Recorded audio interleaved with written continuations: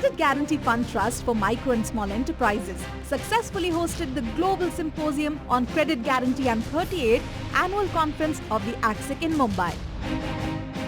The symposium brought together a distinguished global gathering with participation from over 19 countries and 26 leading organizations, including policymakers, credit guarantee institutions, financial sector leaders, and international experts, reinforcing the importance of global cooperation and knowledge exchange in advancing credit guarantee frameworks. In keeping with tradition, the symposium commenced with the ceremonial lighting of the lamp.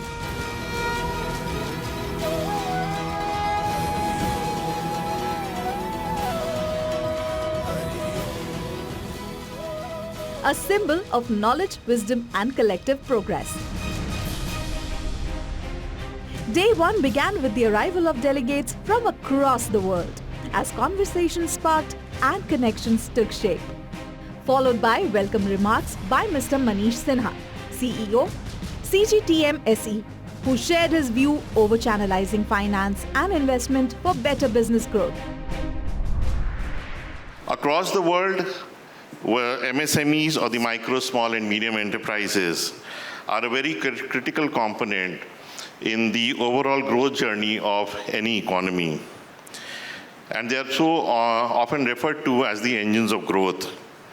Despite all this importance that is given to this sector, one of the major problems is that of availability of finance, and that too without collateral. And that's where we, all of us, the credit guarantee institutions across the world, we come forward to fill the gap and help in making available the required amount of credit at the required amount of time.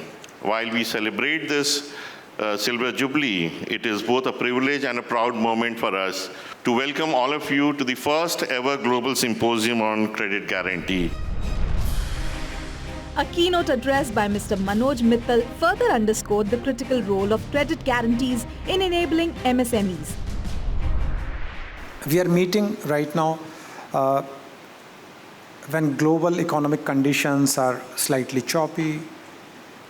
There are geopolitical risks which are emerging. And at that time, what we need is resilience and adaptability. With rapid technology shifts, evolving risk patterns, and increasing expectations of the sustainability and inclusion. These are additional expectations coming on the lenders, on the MSMEs, and guarantee institutions cannot be far away. Coming to the CGTMSE, for India, MSMEs, they are central to the jobs, entrepreneurship, and a large contribution to the Indian economy and also exports. Delivering the keynote address, Dr. Rajneesh, IAS Additional Secretary and Development Commissioner, Ministry of MSME, Government of India, emphasized the government's continued commitment to strengthening the MSME ecosystem through progressive reforms.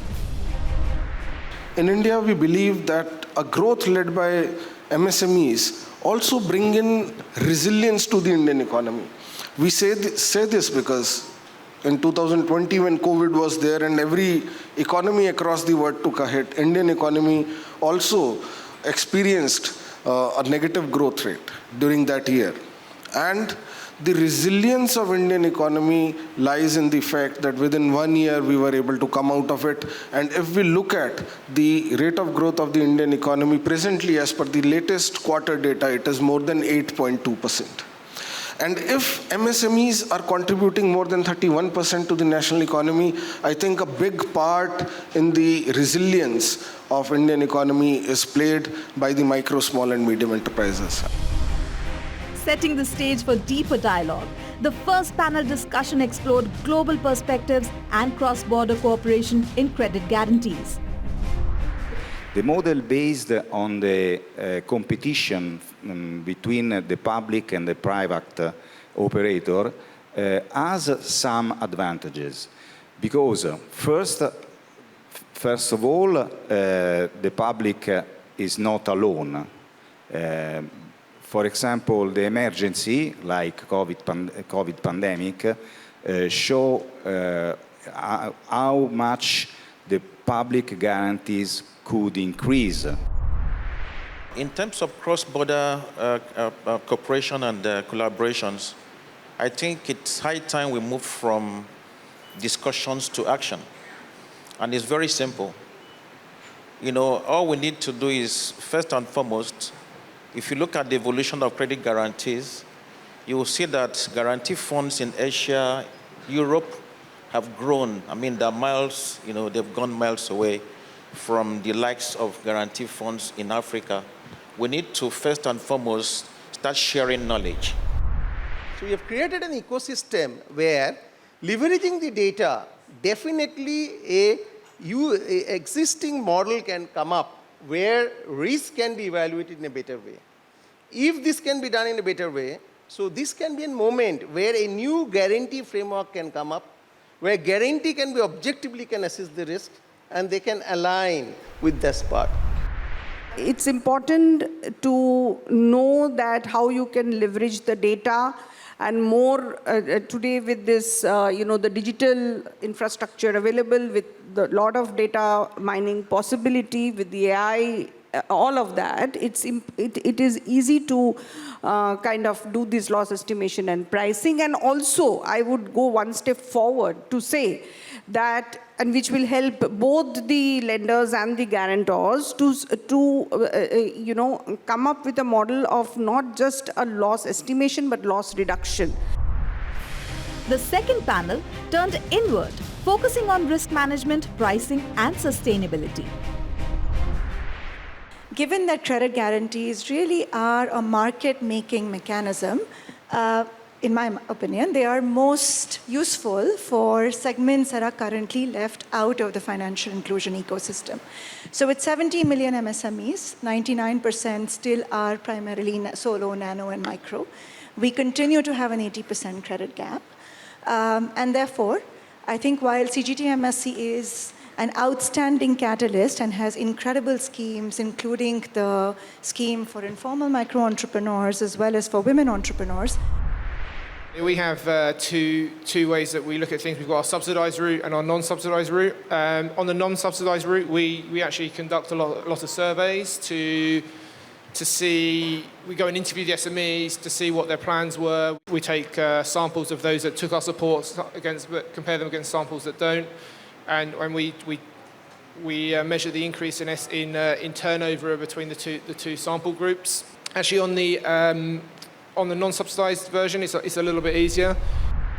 There's a way to learn from each credit guarantee institutions among Asia and the world on how the performance of their portfolio are doing under credit guarantees by credit guarantee institutions. So we're able to generate profitably, generate income, and even declare dividends to the national government without asking for any subsidy. We bring in public funds here. Now, the moment public funds are available, there's a question of value addition, which is really imposed on the funds. It's not really supposed to be a blank check to be used as is, but there is a big onus on the usage being appropriate. Now, during the design of this guarantee scheme itself, during the design of the program, we need to ensure that the value addition which is being sought is present. As the symposium progressed into the next knowledge segment, the spotlight turned towards the third panel discussion on credit guarantees as catalysts for green and sustainable finance. So the green comes to MSME in various forms, not in the direct forms only. We have many ways of classifying it. You can have energy efficiency, you can have environmental clearance, you can have air pollutions and things, renewable energy. So these are the areas where you can think of that when the MSMEs invest into these, arrange their production or services around these components, then they are going into the green. And when you finance such initiatives by the MSMEs, they essentially constitute what you call the greening of MSMEs. In terms of designing the products, it is critically important to think of how to support greening MSEs. So, that is that context that the Japanese government has been advocating for the climate transition finance, because at the starting point, that the many MSEs are not necessarily green, but in the process of greening their business operation, they would become, in the end, green one. And the other thing, of course, the challenge is data. When you need to set this up and you've never done it before, how do you know the risk mitigation, the PD, the probability of default to relate it to such things? First thing you can do maybe is to help with the certification. And if government can help or regulators can help to identify the right certification, maybe that will help to mitigate the risk involved. But again, this is something that needs to be discovered as we move along. It's a challenge. The initiatives that have taken place, they have actually been at the macro level, cutting across sectors, and then at the micro level, when we talk about vertical sectors. Talking about the macro level, if you see successive budget announcements have actually focused on how public financing can help in the green ecosystem. And one last thing, ESG, and that has now become inextricably linked with the progress of MSMEs. One other way is you assure them the market so that they are incentivized to go into that particular sector. The credit guarantee funds are not the direct instrument. They have to work with the commercial banks. And actually these funds, in many cases, they work with these direct lenders because they can also see where these funds are going. This is the first challenge actually with the guarantee funds. This is also a competition to a national credit guarantee funds. And this is also kind of distorting the market because their credit guarantees are very concessional. In this case, it's without any fees, with higher coverage. And actually, this national guarantee fund starts to have more defaults. Following an insightful discussion, the symposium transitioned into a special fireside chat where Dr. Rajneesh emphasized the government's strong commitment towards empowering MSMEs through progressive reforms and improved access to finance through credit guarantee support. The day concluded with the fourth and final panel on financial inclusion, gender and underserved segments. In India particularly, we have increased the portion of guarantee. Normally it is 75% something. I guess it is 85% coverage is there for women entrepreneurs. And the fee also has been reduced. Overall, it has been reduced. It has been further reduced for the women enterprise. So my take to that is quite a lot has been done. But yes, effectively something more could be done. But it will not be only in the hands of the credit guarantee institution, because ultimately one has to understand that we are glowing only in the reflected glory. I can guarantee only those loans which are ultimately being given by the lenders. In Mongolia, women are actually the most bankable segment, except for the lack of collateral, because women tend to have all their assets in their family's husband's name. So it's actually only the collateral side that needs support. But in terms of bankability, women are up there on top. So for Mongolia specific, there is a segment that is very excluded, which is rural entrepreneurs. So in the past 4 years, we've made initiatives to help this underserved segment. We have a concept of women-centered design, and we are very focused on women and financial inclusion. But core to that is the sustainability. It has to make business sense for the institutions. It cannot be a very cute CSR activity done at the side. It can't be. It's got to be sustainable, and at the end of it has to make business sense to the institutions involved. So very much aligned. Yeah. From powerful conversations to key takeaways, these were the highlights from day one of Global Symposium on Credit Guarantee. Day 2 resumed with the panel discussion on digital, data-driven and AI-enabled credit guarantees. some of the schemes that we have, and for the people in the audience, you should know that the digital infrastructure that India has is quite advanced. The India stack is something that we are very, very proud of. With that as the background, there are a number of initiatives from the government which is currently on. We have been focusing on and heavily working on the automation and digitization part of it. I'll say, looking at the size of CGTMSE, we are running world's largest credit guarantee program in terms of volumes, what we are dealing with, and to ensure the efficiency at this scale, the technology is the only solution. Saying that, we have a 100% automated credit guarantee program, start from guarantee issuance till claim settlement. We have very identical and individual, AI-based, technology assessment systems that we have been using about more than 2 decades, and this has been a very outstanding, standpoint for a lot of institutions that are supporting small and medium-sized companies in Korea. So I think this would be our one great examples that I could suggest. I think what we've been doing right now is that for cross-border, as I say, we are still in very early stage of it, and we will look up to very pioneer, maybe CGTMSE, maybe Codate, and we can have cooperation with them. This is how technology evolved. We are standing on their shoulders, I would say. Yeah, I think we're gonna take advantage of it. Yeah, so because we are still learning.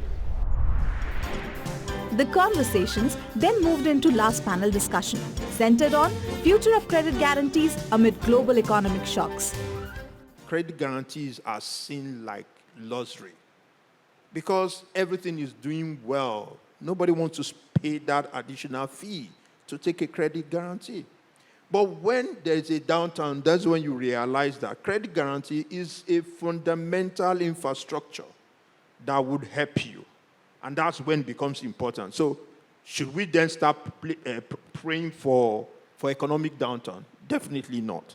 It's just for us to change our mindset so that people realize that credit guarantee should be an important part of our national economic development. In Europe, we heavily use counter guarantees from the supranational level and from the national level. And this really enlarges our activities in such stages. So it really depends what else is offered, but whatever is offered, you should take it into consideration and involve it in your activity so that the joint forces can strengthen your customer and clients. I think the guarantee scheme should be quickly and be designed in line with the government measures for them to stimulate the economy. Like, for example, they want to help the SME with export-oriented content. They want to help SME, which is the supply chain of the Thai automobile industry. So they work closely with us and the financial institutions in order to design the schemes. The symposium also featured a special virtual presentation by Alessandro Bozzo from Chile, who shared valuable global insights and perspectives on evolving credit guarantee, frameworks, and international best practices. This was followed by a presentation by Jude Fernando, Chief Executive Officer from Sri Lanka, who addressed the gathering with key observations on institutional collaboration, innovation, and the future direction of credit guarantee ecosystems. After that, presenting the symposium highlights, Kirti Patil summarized the key discussions, insights, and takeaways from the sessions held across the symposium. This symposium has enforced the importance of global collaboration While contexts differ, the underlying challenges and opportunities are remarkably similar across countries. By sharing what works, learning from what doesn't, and adapting practices across ecosystem, we are accelerate progress collectively. Because at the end of the day, credit guarantees are not just financial instruments. They are market-shaping tools. They are inclusion enablers. And when designed well, they are powerful drivers of growth and equity.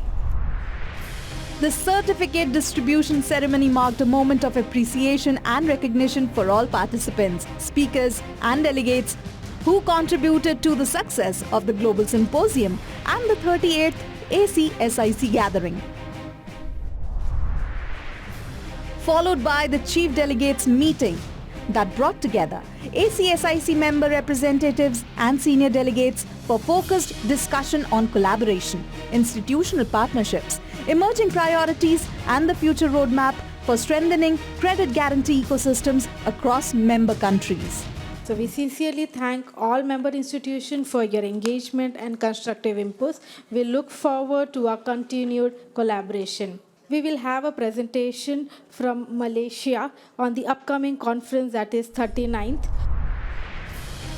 After that, esteemed delegates delivered powerful takeaway speeches reflecting on collaboration, innovation and shared global responsibility.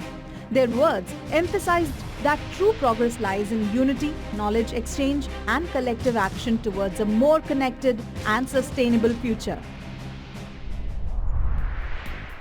Vote of thanks by Ms. Shruti Shukla. A heartfelt vote of thanks marked the formal conclusion of the day's proceedings. As we come close to the end of this event, it is both a privilege and honor to deliver the vote of thanks on behalf of CGTMSE. We have witnessed deliberations, exchange of perspectives, and a shared commitment towards strengthening the credit guarantee ecosystem. This symposium has truly reflected the value of international cooperation and collective learning. I would like to thank all the delegates, partners, participants, our hosts, moderators from India and abroad for their active engagement and making this event a huge success. The symposium concluded with key highlights and closing remarks, reaffirming the shared commitment of stakeholders towards strengthening credit guarantee systems globally.